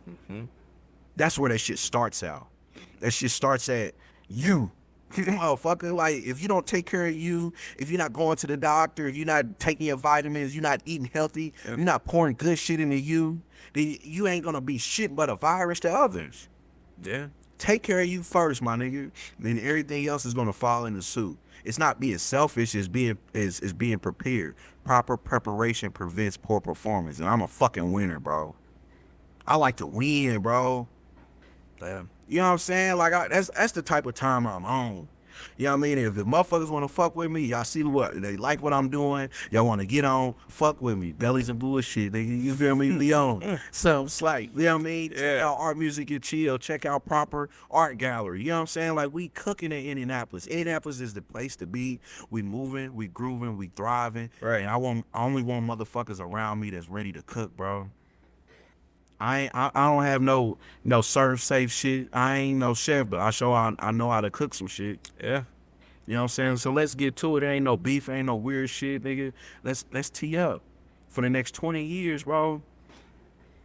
Cause I'm trying to chill. I'm trying to chill, man. I'm trying to chill. Yeah. I want to do what the fuck I want to do, get paid to doing what I want to do, and make a life for my kids. And I gotta do what I gotta do regardless. You know what I'm saying? But it's about creating generational wealth and a legacy for my kids. I got 5 of them, bro. I'm hungry. Yeah. They hungry. And I don't need nobody, no weak ass person, no weak ass feet, nobody around me that don't understand that. Yeah. It's a lot of men, we get to that ain't space personal, where we can like deal with nobody around us, still be okay. And I think that's one of the spots where we hit that like final evolution where like things just start to life different after that. And that happens as with maturity, Yeah. age. And Yeah. I mean, tap dance, like most men when they turn 30, like 31 years old, most of them become like, as far as like the way we act and what we expect and the way we want like our families, we become much more conservative in nature. It's like, nah, you can't wear that outside. Yeah. No, you don't do this, or hey, this isn't what we do. I know they do that, but we conduct ourselves differently. And that's also one of the biggest things that we have to push and promote for to be inside of like every place is like fathers, because like men just parent differently when it comes to certain things because we look at life through a different lens, and our logic is what we use in order to help create thought processes for our kids. And some people don't understand that that logic is serious. Yeah. You know what I mean? And fathers is just as important as mothers. And I really feel like fathers we don't get as much credit as we deserve. It's like we just a tool. Like, you know, we just there. Yeah. Like if a relationship don't work out, oh, he's a slave, put him on child support, and that's just it. Not knowing that this shit really fucks up everything. You get behind on child support, you ain't got no driver's license. You know what I'm saying? Now I ain't got no driver's license, I can't get no job. Jobs don't want to hire you because you ain't got no damn driver's license. Like this shit just but it's a in the spiral. Like once you're in the system, it's hard to get out. We go to. I know niggas that went to jail. They keep going back in that motherfucker. They trying to do right, but they got that number on you, bro. You know what I mean? Like it's like it's jail free when you're free. When you ain't in jail, like this, like it's prison is everywhere, bro. Not just in the walls. Right. So it's just like people just like motherfuckers just communicate. At the end of the day, Communication is everything, man. Like I said, and not taking things personal. Listen to understand. You know what I'm saying? Because just like you got, people listen to respond instead of listening to understand. All so often, you're not hearing me, bro. Like I got feelings, I got emotions. I'm going through shit just like you, bro. So you mean to tell me what the fuck I'm going through? It don't matter to you, but you still asking me for some shit? Like where that makes sense at? it don't. It don't. Just like It don't make sense. Like they need to relook at everything, bro. It's good niggas out here on is drowning in child support debt. It's good niggas is good fathers out here, bro. It's fathers out here moving and grooving and doing everything they possibly can for their kids, bro, the best way they know how. A lot of them dads. I've got a lot of friends that unfortunately made mistakes and they made bad choices and they got kids by women they didn't want to have kids with. And I gotta suffer the consequences. But I tell all of them, because I've got a few that have done it already. Yeah. It's not outside the realm of possibility of you getting custody of your children if it's really that bad of a situation. Because I'll use one for example. His daughter got to the point that she started recording things at the house so that her father could go ahead and be able to have what he needed to get custody of her. It was that bad, and this was happening at 8 years old. So, this like literally her mom was just. I mean, I'll never say like her name or anything, but she was terrible. She was just using that little girl for the money. She was just using it for the money, and I couldn't. And I was like, this is so bad, and I know this is all way too common. But I mean, she ended up getting his child support raised like 3 or 4 times within a year period. She somehow was like able to like, I think it was a chick that he worked with that she was friends with. It was like, oh yeah, he just got this promotion to such and such. And so whenever a promotion would come, like 2 weeks later, she would be like asking for more child support. See, it's like filing for it. Yeah, see, and that's a control thing. Yeah, that ain't got nothing to do with that kid, bro. Yeah, especially he already paying. He already paying. He's seeing the child. And a lot of it's bitter because he's not there anymore. Yeah, what else do you want? Like you at that one, the child is that man's responsibility, not you. And my kids mean everything to me at the end of the day. Yeah, and I still don't understand that shit. Just because we got kids together, we not together. Now because you don't want us to be together, meaning now I gotta pay you child support. Now, mind you, I get it. Absolutely. Yes, you need some financial help with it, too. Y'all know that. But if your money was right, you'd be all right. Mm-hmm. It ain't like a lot of places where if the guy, men can't, like, everybody already living paycheck to paycheck, bro. We being 100 right now. So you mean to tell me motherfucker already living paycheck to paycheck, I still got to see you money out of my check. And then if I don't have it, I gotta go to court or I go to jail because I ain't got no money. I think the enforcement, the punishments, and the way they have things set up. But they weaponize. They weaponize. It'd be different if they. Yes, they weaponizing the shit, right? But also to the same point, like for me, like I know that. And I would believe that you're under this assumption too. I think that the majority of good fathers out there, even if we have children with people that we don't want to have children with, no matter what, we gonna hit every single last angle available to make sure that we provide for our kids. Ain't nothing that's gonna happen. And then you have the men or the boys that don't. They have the kids and they just run around and they don't pay child support anyway and they just want to avoid it and they'll move state to state, whatever the case may be. These people are the people that completely disrupt and hurt the system. And they're like, yeah, basically we're all just numbers. All these people don't pay child support. All these people didn't do this. So the collective punishment just goes down to everybody, no matter what type of father you are. And I think that's always been the most difficult thing about child support. Because also, too, like with the driver's licenses, if you suspend their driver's license, how the hell are they supposed to drive to and from work? How am I supposed How am I supposed to go get my kids when it's my weekend to get them? And then you get called on or called upon because you're like, hey, they said you didn't come get the kids. Why are you not picking up your kids? And you tell them, I don't have a way to go over there and get the kids. That's not our problem. The agreement is that you're supposed to get the kids. So they're directly causing you to not be able to honor the agreement. Yeah. And of course, you're typically going to find a way around that. But I'm saying most people that can't think further, though, because the state, you stop me. Right. And then the state don't give a fuck. They charge you for being on child support. Like it's like a $55 fee to be on child support per order every year that you gotta pay.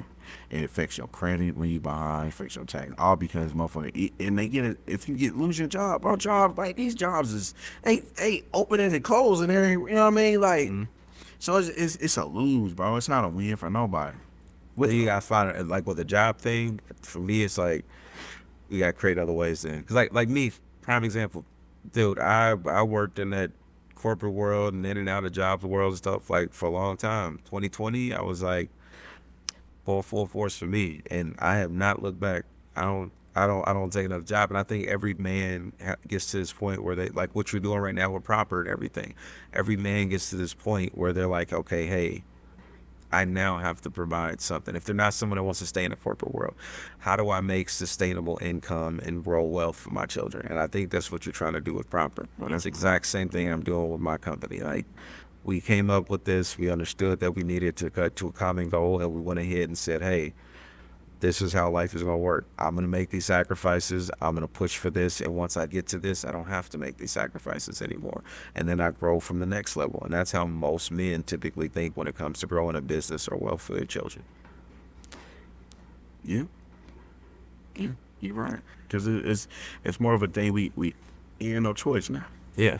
You know what I mean? Like, especially things, nothing is guaranteed. No. Yeah, man, and it's like, you know, and nothing is our fault, but the way, well, I take that back.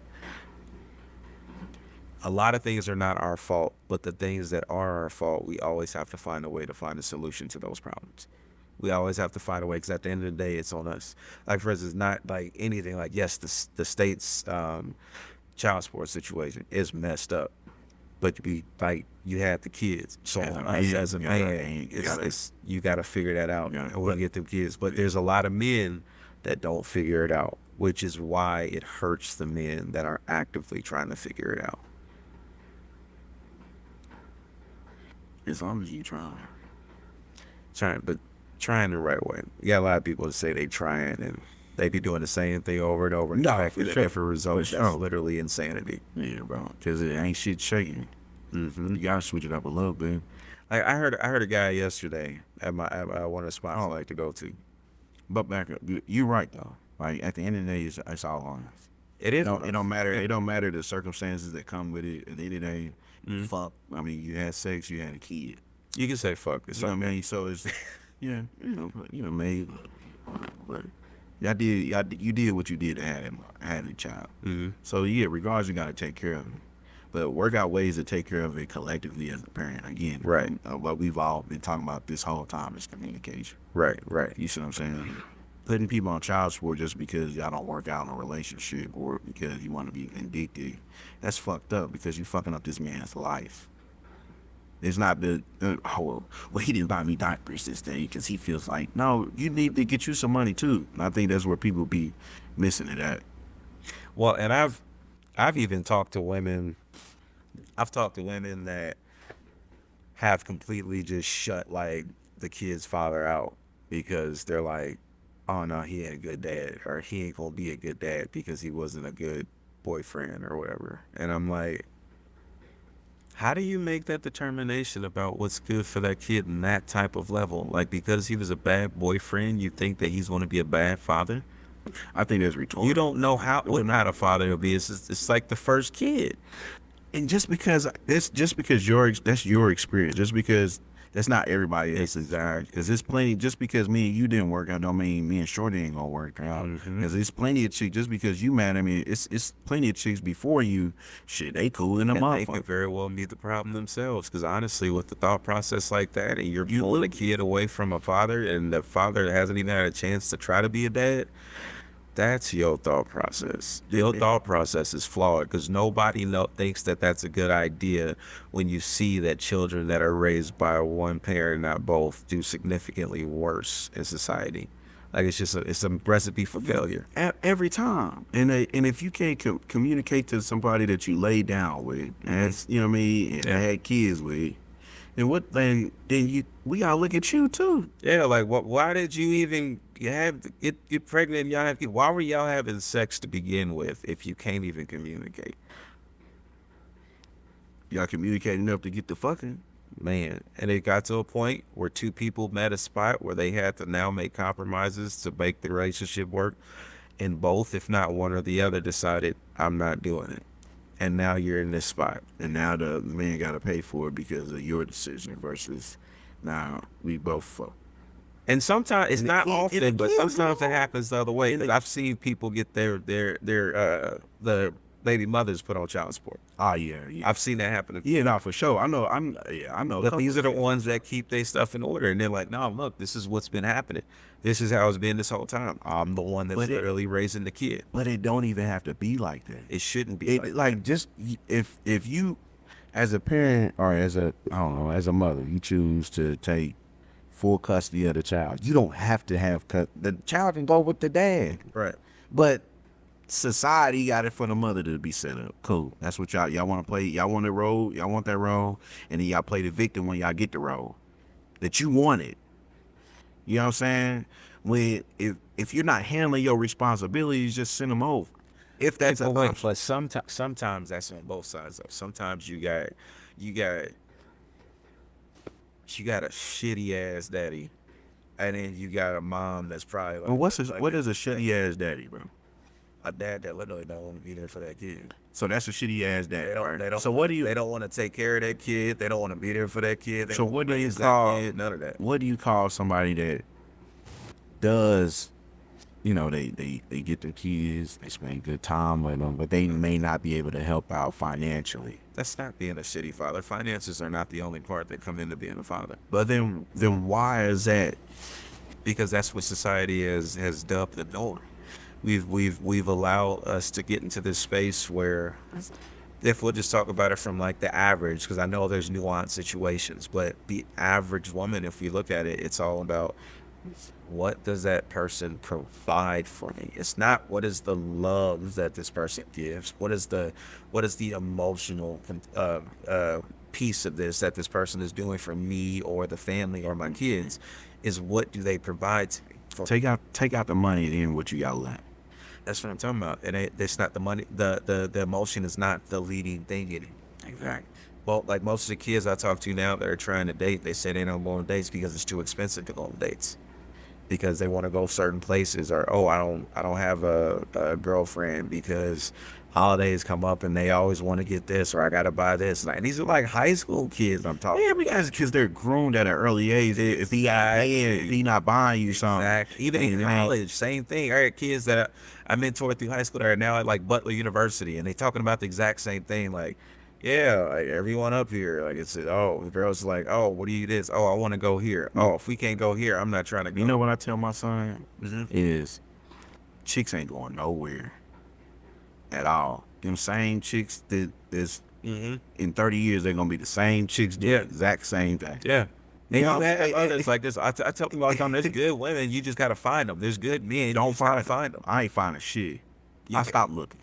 Well, the problem is you gotta open yourself up. You do. You can't be jaded from like you can't let someone from your past cause the potential person to have a hurdle to try to get over before they could even get to you. Because at that point you still carrying around dead weight from the previous. Yeah, like so, you're bringing a lot of baggage into that relationship. So and we talk about healing all the goddamn. Everybody want to be healed, and I'm healed from this, and I'm here.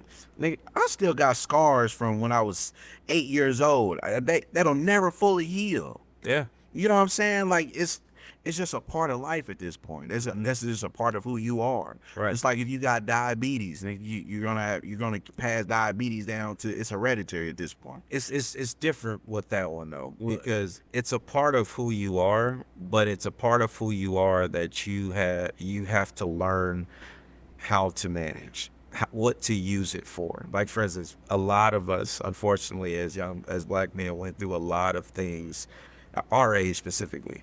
We went through a lot of things that were much different than what our children would ever go through today. And because of that, it causes us to look at life much differently. Like we're avoiding the places that we may have went to that we shouldn't have been to. We're avoiding letting our kids do the things that we did that they shouldn't do. We knew we shouldn't have done it. And we're giving them kind of like that different oversight as far as like trying to get them in the right direction. There's like the stuff you went through to get you to that point that makes you look out for that. Yeah, you're not going to forget that stuff, but you're going to utilize those things in order to help you be a different person. Because obviously the people that let you experience the hurt and stuff that you were going through, at the end of the day, it wasn't your fault as a child. That was because they put you in the positions where you were able to experience that. I found it. I feel it. Because my kids are my responsibility until I go. They didn't ask to be here. I brought them here. And my kids will forever have me at their disposal for whatever they need. And if my children are acting a certain way or being a certain way, and I don't think that's okay, that's because there's something I slipped up on or I lacked on as a parent. You think that? Absolutely, as a child. Absolutely. At some point, all right. Like how long do you think you're responsible for helping your child shape their thought process before it's like now? You never stop being a parent, brother. Like you never stop being a parent. Exactly. I still sit down with my mother and we have talks. I still sit down with my father and we have talks, and like you never stop being a parent. That's a lifelong job. And that's why you know what I mean? Kids are your lifelong responsibility. Yeah. You can't. So regardless of, you had them, they're forever. Yeah. You know what I mean? It ain't like, 18, I ain't got to deal with them no more. Shit, at 18, that's when that's when life really gets, you know what I mean? Like, it only gets worse, bro. It only gets more. It's like, it doesn't stop. You know what I mean? So it's, if you get it, if you nail it down, and this is for parents, new parents trying to have kids, whatever, like, really take your time with the person that you dealing with, because it don't matter if y'all was together 5 years or 10 years or 1 year. People switch up, but you gotta continue to choose each other. So if y'all gonna have these kids, be committed all the way. Marriage, motherfuckers don't take marriage seriously at all, and that's the fucking problem. So I told you, a lot of people want to be married. That's easy to get in. One of the two roles. It's easy to get in. Absolutely, it's easy to get in. It's hard to get out. You know what I mean? And what it is when you take them vows, them are forever vows. Them are vows for sickness through health, rich through poor, death do us part. You know what I'm saying? Them are really, that means something, and it don't mean a lot to a lot of people. You know what I'm saying? Which is unfortunate, because they don't do this, and I need a man that pays all the bills, and if he can't do that, he loses his job, I'm done, I'm out of the marriage. And there's literally women saying this online. I left him because he lost his job and he didn't find one in 6 months, and I needed him to pay me back for the money that I spent paying the bill. What the fuck? That's not a helpmate. That's not a partner. That's what I'm talking about. That's one of the marriages where the woman didn't want to be a wife. She wanted. You just want a title. She just wanted. Yes, she just wanted to be married and have the benefits of the marriage. Yeah. What? Because most traditional marriages, like if you look at it at its core, and what most men care about, like I made the statement, most men do not give a shit about what you make. We don't care how much money you make. It's irrelevant. Because if you're with us and we're trying to start a family with you, we're marrying you, we're doing all, we are already looking at taking on every damn thing you could think of, all the way down to buying the bottles of water out the gas station when we go on road trips. Like, we don't want you spending a dime on nothing. The only thing we want your focus on is being a home builder, meaning raising our family with us. Like, yeah, you can have a job if you want. You can do this if you want. We don't care about that. If you want to do it, hey, that's fine, do it. But all we care about is our family growing and building our family's wealth and having someone that is going to be that solid support system for us through everything. Yeah. We don't care about shit else. And so when you get women that act like that, first off, I don't care what you say, them women toxic as fuck. That's the reason why that people are in these relationships where they feel as a man, have I not done enough? God, I'm such a failure. Am I this? Am I that? Because they've been used as a workhorse for the entire time. And that's, bro, and that, I like that you brought that up, workforce. Yeah. And I feel like that's where, it's like we're bred to do that. Like, it's like from day one, as kids, it's like we're built to Taught to serve. be so white and we're taught to be Prince Charming. Yeah. But no one ever knew what Prince Charming was supposed to get to make him happy. And how the fuck did Snow White end up where she was at? Nobody ever asked that question. How that bitch end up out there? That is funny. You know what I'm saying? Like, why the fuck is this bitch locked up in the motherfucking castle? You know what I mean? Because she crazy. I don't think that was the I story. don't know, man, but whatever. From Shrek, the motherfucker was crazy. Clearly, she was an ogre on the low. But again, Oh, that was a spell that made her old. well, You ain't watch all these movies with your kids. Shrek. I seen Shrek. But again, Fiona got the spell and shit. You know, And that's how she became an ogre. but regardless, when she got locked up because she was an ogre. Yeah, because she turned into an ogre. Yeah. Right. So they locked her ass up. And wait, it's so, the But that was her true self. no, the beauty behind it, her true love was an ogre. So she changed to be just like her true love. They made something harmonious Yeah. out of something. Like and it's like, of course that's on a very high, like, mystical, like, playful level, but just like think about that. She was a human and then she fell in love with this ogre, and when the lady was gonna change her back, I want to stay an ogre so that I could be with this person that she fell in love with. Crazy, but it's the thing of like people not changing or altering themselves in relationships in order to be a person that benefits that relationship, not your ideal of what that relationship should be. And Fiona that's a wife. Yes, that's a wife. She chose to be that ugly ass ogre, Man, for that man. She chose it. Mhm. That's why I don't chase women. Because, well, I'll stop. The reason why, bro, is because the right woman will choose you every time. And then if she wants to stay, she'll stay. feel good to be chased. Just say it. You No, like to be chased. no, because I You chase. like to be chased. I've been chased. It's a good feeling. I mean, yeah, sure, But it's not one of those things. I don't even think I need it because we don't look at it. I'm and not say looking- that, yeah, like, we're not. like a lot of women. I just want you to be here. I don't give a fuck about a But chase. that's part of the relationship. Is why I say it. The chase is part of the whole drill of it. It's the courting. You look like, for one, if this is Let a me woman court that you, not you're- chase you. Wait, hold on. Hear me out. Go ahead, If you're cook. a woman, if this is a woman that you're looking at and you're like, oh, that could be my wife. That could be the mother of my children. That could be a woman that I come home to every single day and I don't got to worry about nothing. I just Right. want to lay my head there.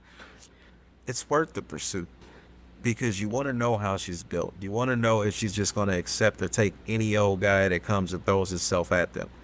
You don't want somebody that's not going to have like some type of standard or something that you got to be at or at least meet her at in order to do that, because you want someone that shows they have standards and that they want more out of life. If they just walking up to anybody and if anybody just walks up to them and they give them the time of day, all right, it's everybody's girl. Like, it's different between having a conversation. I'm saying, like, anybody can date her. Anybody can, like, yeah, cool. There's nothing that sets that woman apart from anybody else. And if there's a woman that's going to be with me, she got to set herself apart from everybody else. Fair. Like, it's got, like, me, like, when people see us, they going to know we different. They going to know that without saying anything. They just know that it's different. You act different. You move different. You don't get engaged in the same ignorance that other people get engaged in. You set out to carry yourself in a positive manner. Like, that's shit for me. And that's what I mean about like men getting more conservative as they get older. Like, we look for those things. We don't want a woman that's out on Instagram showing ass, always in like the latest dog swimsuit, showing off all your tats and everything. No, that's not what we want. Like, we want, if that's I'll that's look at us, it, that's but I ain't on it. I ain't exactly. We'll look at it all day, but that ain't something that I'm spending my life with, because I know what she want and I know who she's for. She for everybody. Yeah. Like, you got that one that got somebody for everything. They got them. They got them for everything. I got a person to pay these type of bills. I got a person that might pay this type of bill. I got a person that, hell, take me out when I want to go and see stuff or go to concerts, games, whatever the case may be. Like, they got people for everything. Those are the women that typically be up there on not podcast, on Instagram and shit like that. That's what they be. And it's like, no, these ain't the women we looking for. They doing all that. We just want somebody that's gonna understand our program and know that as long as, like, we on the same program, hey, shit, I'm not gonna do for you. Facts. Yeah. Yeah. Cause we here. Yeah, we here. Yeah. Like, oh, you want to tap my bank? That's fine. You can take whatever the hell's in my bank account. I just know at the end of the day, we good, and you gonna make me feel even greater. Yeah. Cause that money shit don't mean nothing. Yeah, like, fuck it. I go close another client. We got to get some. All right, cool. Let me go get my bag. A real woman will make you want to go harder. Yes. Yeah. I mean, I don't want a chick that. She bad, but it's like I gotta keep up for her. You see what I'm saying? That makes sense. Or I gotta keep her up to match what Brian never. We got to keep her up in a way, but it's different. It's like she's there to build you up, because the encouragement you get from her is not going to be like the encouragement you get from everybody else in the world. Right. That's the biggest thing. Exactly. And if you give me that, hell yeah, I don't care what your problems are. You want to talk to me about your day? That bitch Ashley made you mad. Let's talk about it. Like, yeah, I'm gonna sit there and listen to every goddamn thing you want to say, because I know how great you make me feel. And the way you make me feel is unlike anything else in this world. And if I can get that feeling right there, ain't nothing I ain't gonna do for you. Ever. And most women, I feel now, need to start valuing that trait more than anything else, because it has become diluted, because so many women value everything else than that genuine, like, here. Like, I'm here. I love you naked. I don't care what you have, what you can provide. The oatmeal cream pie stomach. I love you naked. Which, what? The oatmeal cream pie stomach. All right. You know what I'm talking about? No. You know when they got all the stretch marks around the belly button on their stomach. You know, they had a kid, they got all the little stretch marks. It looked like an oatmeal cream pie at the top. They have stuff for that. What? Stretch marks? No, fuck that. Keep them stretch marks. Them are battle wounds. Okay. I like it. All right. You know what I mean? What? All right. Come on, man. He said, I have never in my life heard it referred to as oatmeal cream pie. Them battle wounds.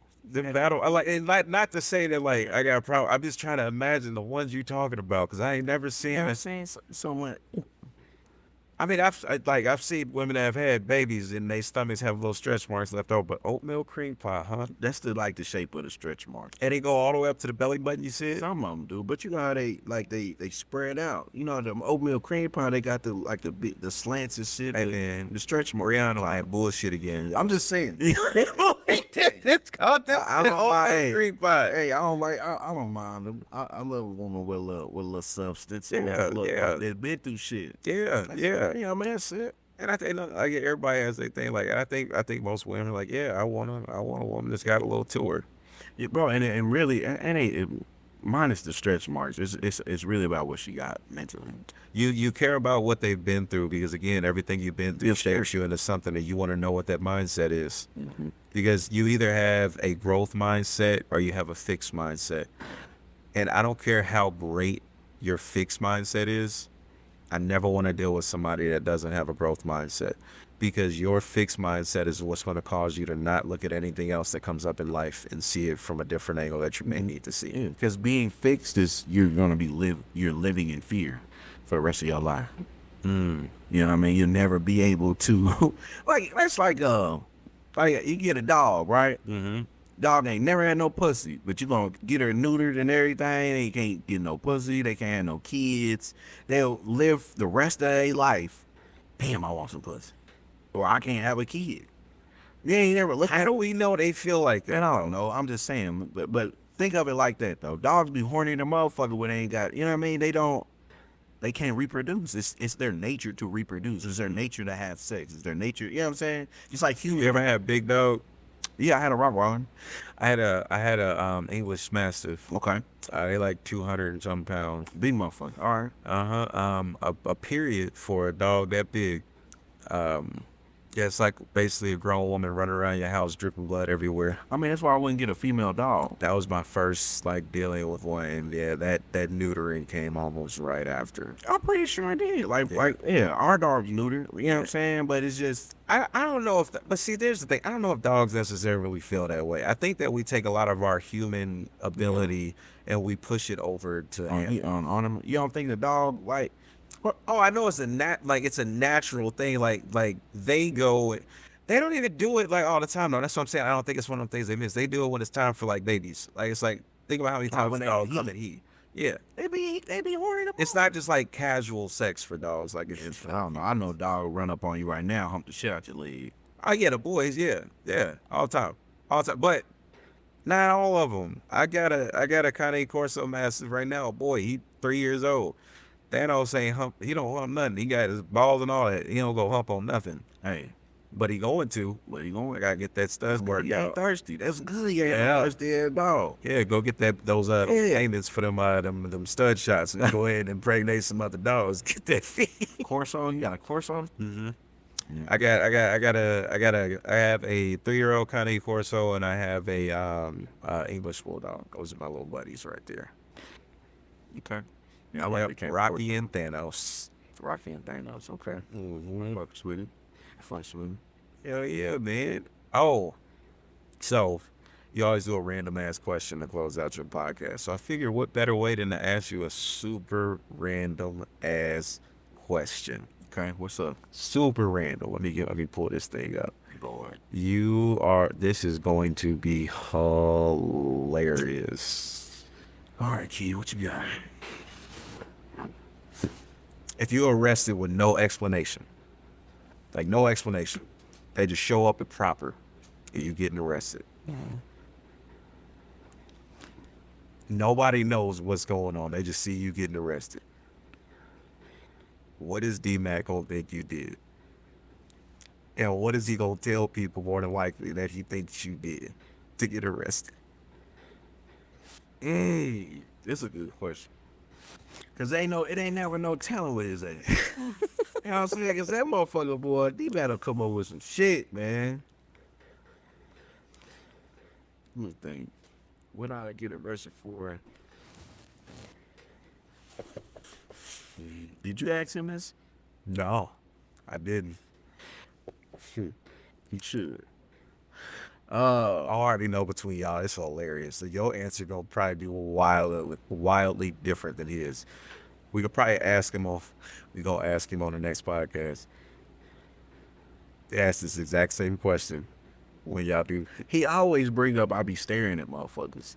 So he'll probably and I don't be staring, I really just be processing. Like if I see shit I don't like, or shit just don't compute. Like it don't make sense. Yeah, like, like toes hanging off the sandals up front. Shit like that. Yeah. You know what I mean? Or like, why the fuck, why your eyebrows like that? Or like if the eyebrow lashes is too far off the face and shit like like when they like wink, they fan it at you. yeah, shit like that. So I be looking at eyebrows probably and shit like too that. dark. Yeah, it'd probably be something like that. Like either I was like staring at somebody too much. Brion said some shit that I feel like he would tell people that like they found out you was selling stolen art or something. I feel like that's what he would say. See, because he would bring it to proper. He would literally bring it back to the gallery. There is a piece in there that I want. What you want? Man, and I know it ain't for sale because I know it's yours. That's the reason it's so permanent in the other room. What you want, that super soaker? No, man, I want the barrel. That's for sale. That's for sale. All right, every piece in that motherfucker is for sale except that super soaker. All right, we'll say nothing else about it. We're gonna talk about that one after the pod. I can't. Yeah, that's what it called. That's Fitz piece. I don't want to say nothing else about what it is. I need people to not know what it is because we ain't see a tag on it. And I thought that was like in there as yours. Nah. We just haven't. I'm waiting on him to send me his. He probably script a lot for it too, don't it? That's a pretty big ass piece. Yeah. That's a lot. That's a lot. He want what? 30? I want to. I can. It's worth it.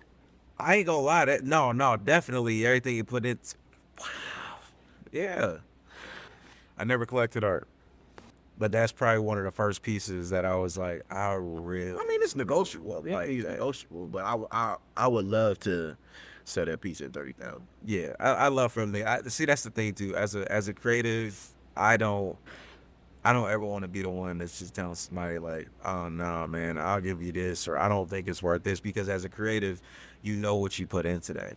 You know how much time went into that, and the size of that, I know it took him a long. It's huge. So I'll be the first to go ahead and admit, like, no, it's just outside That of what frame, that frame Yeah. itself is handmade. Mhm. It's just the frame itself was Yeah, cost. You know what I'm saying? Yeah. And then the because there's a big message in that painting. yeah, you know what I mean? And that's one of those. I was like, there's a lot of crabs up there. I need that. I need that painting right there. That's one of the ones. It's like, Yeah. if it's gonna be, he's gonna be a legend. Yeah, that's dope. That's dope. I like it a lot, man. I'd love to meet him. I'd love to meet him. Maybe we talk to him on the pod one day. Yeah, absolutely, man. Bro, cool in the motherfucker. Yeah. No. Bet. All right, man. Well, I appreciate you coming out. Everybody, I'm going to go ahead and have Brion go ahead and give his social media handles, Bellies and Bullshit, as well as his personal.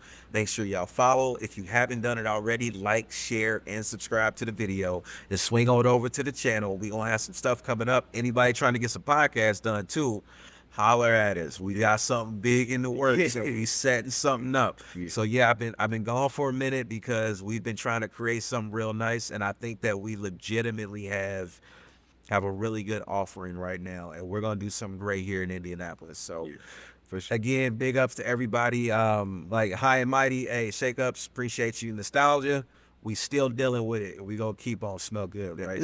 That good. That 12 New Era, baby. Go on the website, order you some. Nostalgiaforyou.com. For sure. Again, hit them with the social medias for it. So, social media, you can find me on Instagram at whatupboo, WHATBOAH.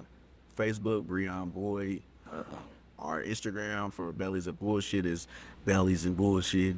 You can check out the art gallery at Proper Art Gallery on Instagram, and that's PROPER Gallery.